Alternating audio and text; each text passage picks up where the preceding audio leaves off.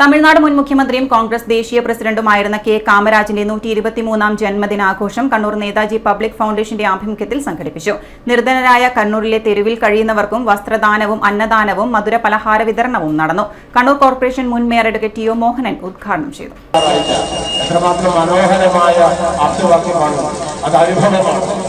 നമ്മൾ ആലോചിക്കുക, ഇന്ന് അവരുടെ കുടുംബാംഗങ്ങൾ നോക്കുക, അവരുടെ ഭാര്യമാരുടെയും മാതൃകയാക്കി പുതിയ തലമുറ മുൻപിലേക്ക് അപേക്ഷിക്കാൻ ഇങ്ങനെ 122 വർഷം ജീവിച്ചു ഈ നാട്ടിൽ.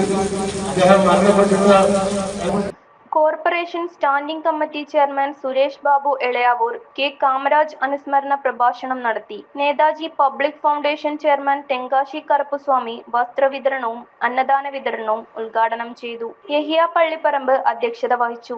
ഗാന്ധി യുവമണ്ഡലം സംസ്ഥാന പ്രസിഡന്റ് പ്രദീപൻ തൈക്കണ്ടി, INTUC ജില്ലാ സെക്രട്ടറി ഷമീർ പള്ളിപ്രം, കണ്ണൂർ നടാർ മുന്നേറ്റ സംഘം ഭാരവാഹികളായ SKM Selvam Veluchami, Shyam Jose, Duraiswamy, M Vivek, Saravanan Azhikode, Sakkariya Rainbow, TV Niyas തുടങ്ങിയവർ സംസാരിച്ചു. സുരേന്ദ്രൻ ചിറക്കൽ സ്വാഗതം പറഞ്ഞു. 150 പേർക്കാണ് അന്നദാനവും വസ്ത്രവിതരണവും നടന്നത്.